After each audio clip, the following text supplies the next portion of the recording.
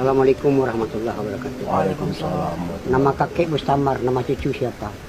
Nurman. Nurman. Kita bersaudara yang diikat dengan kalimat La ilaha illallah Muhammad Rasul. Langit, gunung, bumi, matahari, bulan, bintang, laut, segalanya tidak ada. Yang ada itu Allah, semuanya diadakan. Dunia kecil, Allah yang maha besar. Dunia paling lama 60 tahun atau 70 tahun, tapi akhirat itu selama-lamanya. Jadi orang yang pintar itu dia memikirkan hidup sesudah mati dan hari akhirat. Tapi kalau orang yang bodoh dia memikirkan makan, minum, kawin, uang sebanyak-banyaknya. Jadi dahulu Islam itu seperti taman. Karena dakwah dijalankan yang dicontohkan Nabi, menjumpai umat tanpa diundang, tanpa minta upah. Tidak mengajak kepada organisasi, kelompok dan golongan. Mengajak diri kita taat, mengajak manusia taat. Kalaulah manusia taat, selesailah semua masalah. Tapi kalau manusia tidak mau taat, bertambahlah masalah. Kenapa? Sesungguhnya kebahagiaan dan kejayaan manusia itu hanya ada di dalam mengamalkan agama. Baik dia orang kaya, orang miskin, kota, desa, penjabat, rakyat. Kalau mereka mengamalkan agama, inilah orang yang berhasil yang sementara dan berhasil di akhirat selama-lamanya. Kalau dia mengamalkan agama, selesailah semua masalah.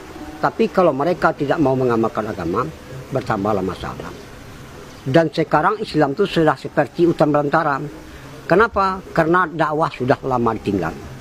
Banyak saudara kita sekarang mengaku Islam tapi nggak mau mendirikan sholat. Banyak wanita perempuan kita sekarang mengaku Islam tapi nggak mau tutup aurat. Satu rambut, satu dosa. Orang wanita Islam sekarang sudah banyak bangga pakai celana ketat, baju ketat, menampakkan tubuh. Itu alias bertelanjang. Allah. Merancang orang laki-laki. Kalau kita bilang sama dia ini model katanya.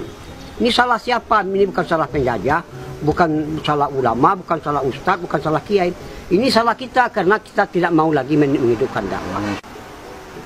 Jadi usaha dakwah ini usaha heran karena sudah lama ditinggal. Orang kalau belum ikut usaha dakwah dia heran melihat orang dakwah. Apa kerja orang dakwah?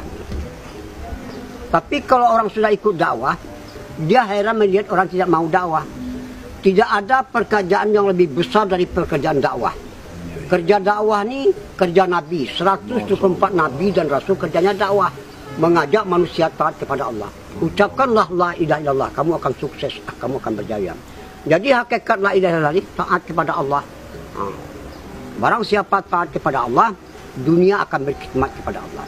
Jadi barang siapa istiqomah dalam dakwah, penduduk langit dan penduduk bumi akan berkhidmat kepada mereka. Barang siapa istiqomah dalam dakwah, sorga akan rindu kepada mereka. Barang siapa istiqomah dalam dakwah, kalau dia mati nanti Allah yang akan mencabut nyawa. Ini hadis kudusi. Hadis kudusi. Jadi dakwah ini Masya Allah. Walaupun kita punya perusahaan 10 buah, 15 buah, 5 buah, itu nggak dipandang oleh Allah. Tapi kalau usaha dakwah ini sepagi sepetang kita di dalam Allah, lebih bagus daripada dunia dan keisinya. Ini kebesaran pahala dakwah. Jadi kerja-kerja dakwah ini kerjanya sedikit tapi hasilnya besar. Kalau kerja dunia, kerjanya berat, hasilnya sedikit. Istri kita kalau nggak diajak dakwah, dia pandangannya dunia. Pandangan dunia ini sifatnya menipu. Sekarang banyak orang tergoda oleh dunia, ibadah ditinggal. Padahal di dalam perintah ada kejayaan, ada kebahagiaan dan ada kebaikan. Jadi wanita ini dimuliakan oleh Allah 7 surat yang terpanjang di dalam Al-Quran An-Nisa. Maka itu Nabi menunjukkan surga itu di bawah telapak kaki ibu. Allah. Sebab sebuah Nabi dan Rasul dilahirkan dari wanita, yaitu ibu. Jadi wanita ini yang pertama menerima dakwah Nabi Rasulullah SAW, ya wanita Khadijah radhiyallahu anha. Yang pertama mati syahid juga wanita Sumayyah radhiyallahu anha. Jadi wanita ini diciptakan dari tulang bengkok kiri, tulang lemah. Jadi wanita ini nggak bisa dikerasin, dilemah lembutkan, disayang-sayang, dimanja-manja, disenang-senangi. Sebab di zaman sahabat, wanita ini tugasnya membina anak untuk agama dan melayani suami. Sekarang, Masya Allah, wanita ini kalau dikerasin patah dia. Allah. Jadi wanita ini tugasnya membina anak untuk agama dan melayani suami. Sekarang wanita sudah rosak di mana-mana. Sekarang wanita di pom bensin, di pasar-pasar, di swalayan, di mal-mal, di pabrik-pabrik, Sampai sekarang wanita jadi TKW sekarang. Ngaku sayang sama istri, tapi justru istri disuruh sebagai penanggung jawab. Jadi penanggung jawab rumah tangga itu adalah laki-laki. Mari kita selamatkan wanita kita. Kalau kita selamatkan wanita kita, berarti kita baru orang kuat. Jadi disenangkan wanita kita. Selalu kita menafikan dunia ini. Allah Khalid, Allah Malik, Allah Razik, Allah Sami, Allah Basir, Allah Alim. La ilaha illallah. Jadi rahasianya dakwah ini, walau 4 bulan IPB, walaupun 4 jalan kaki, 4 bulan jalan kaki, 4 bulan biasa, 40 hari jalan kaki, 40 biasa, tapi 3 harinya nggak dijaga. Allah. Ini akan amburadul. Jadi kita dakwah ini tak obahnya seperti nanam padi. Jadi kalau keluar 40 hari, 4 bulan itu masa training latihan yang dakwah tu dimakomi di kampung kita sendiri.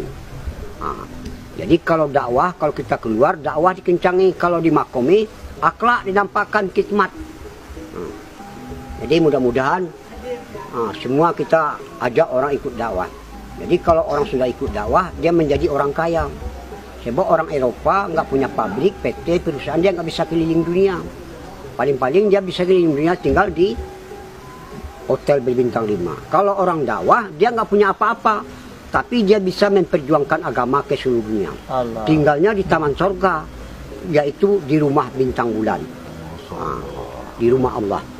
Jadi orang dakwah ini orang senang. Kenapa? Orang dakwah dia nggak mau diperbudak dunia, justru dia memperbudak dunia. Benar ya Allah. Ibadah diutamakan, dunia dinomor 2-kan. Jadi dakwah ini, kenapa ibadah diutamakan? Ibadah ini tujuan. Dunia keperluan, sandang, pangan, papan, kendaraan, nikah, anak, istri, semuanya bakal ditinggal. Apa akan dibawa? Iman dan amal soleh. Maka itu Allah berfirman, aku tidak melihat hartamu, aku melihat hati dan amalanmu. Nanti di surga aja banyak orang menyesal. Jadi orang dakwah ini orang jawara, jagoan.